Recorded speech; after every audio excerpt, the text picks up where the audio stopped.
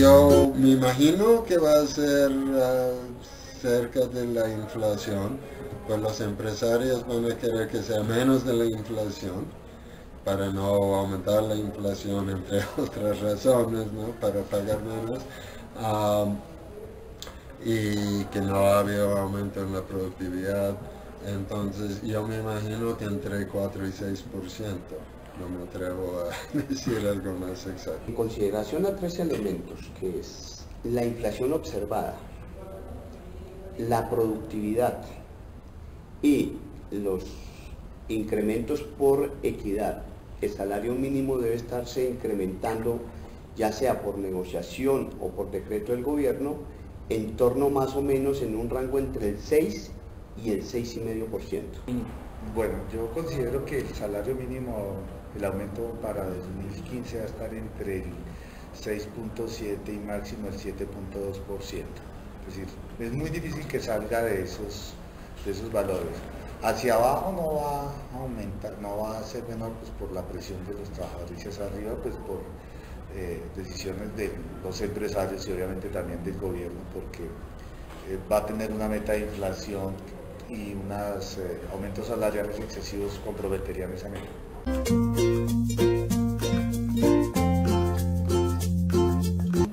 Bueno, no he hecho cálculos para ser muy preciso, pero estoy básicamente de acuerdo con los sindicatos. Creo que el CUT dijo 12%. ¿Por qué? Porque el salario mínimo debe reflejar no solamente incrementos en inflación y productividad, sino si eso no es adecuado el salario mínimo anterior. Me parece que el salario mínimo es un salario de pobreza, muy injusto con los trabajadores. En esto es muy difícil poner una cifra exacta. El salario mínimo debe como mínimo dar un nivel decente de vida. Bueno, cuando se dice que se debe, o sea, ¿qué debe hacer un salario? Hay diferentes enfoques. Uno lo trata como solo costo de producción y mientras más barato mejor para el país. Esto considera el país como cifras agregadas y no como sus trabajadores, la gente. Entonces no estoy de acuerdo en esto. Si esto es el costo del crecimiento, ¿para qué necesitamos crecimiento? Otro como fuente de demanda agregada, y eso es mejor subirlo. Y desde la economía política clásica es una forma de reproducir la fuerza de trabajo y sobrevivir, y también una fuente de bienestar para la población. En esto creo que debe ser mucho más alto de lo que es ahora. Lo que pasa es que ahí la única posibilidad de negociación, hay dos parámetros que digamos son relativamente negociables, que es el tema de la equidad y el tema de productividad. Lo que no es negociable es la inflación observada, porque ya eso es un dato. Entonces, de esos dos parámetros que uno puede, digamos, entrar en negociación política, la Comisión de Concertación va a aprobar o desaprobar la medición de la productividad. Ahora, ¿esta medición de qué va a depender? De la misma evolución del empleo y del uso del acervo de capital en la economía. Entonces es probable que la negociación esté más o menos, y de acuerdo a algunas tasas que se usen allí para hacer el cálculo, va a estar más o menos entre medio y un punto porcentual. Ese es, digamos, el margen que pueden haber de negociación allí. Y en cuanto a equidad, eso normalmente discrecionaría al gobierno. En ese sentido, pues estaríamos de acuerdo que más o menos ese debe ser el incremento. Pero también considerando que no podemos, por más que los empleados lo deseen, incrementos mayores, porque el efecto final el año entrante será sobre un proceso inflacionario.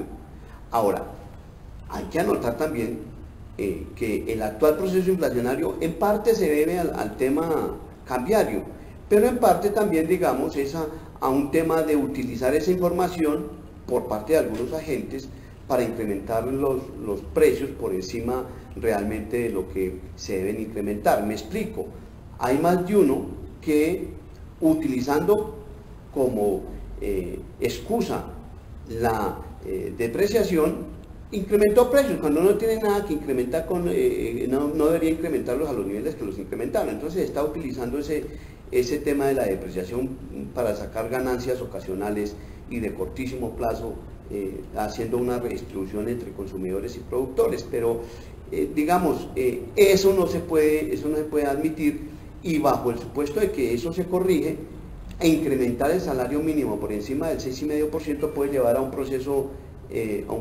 inflacionario el año entrante que es mejor evitar. Son más las pérdidas reales por problemas inflacionarios que las ganancias que pueden obtener los trabajadores incrementando el salario nominal.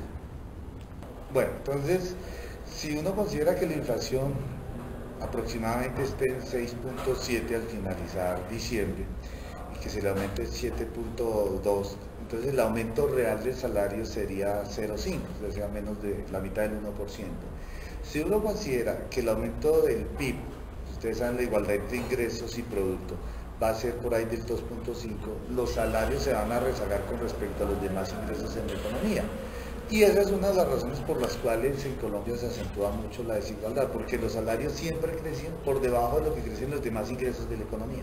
Entonces, en particular a mí me parece que no es conveniente un aumento del salario inferior al resto de ingresos en la economía.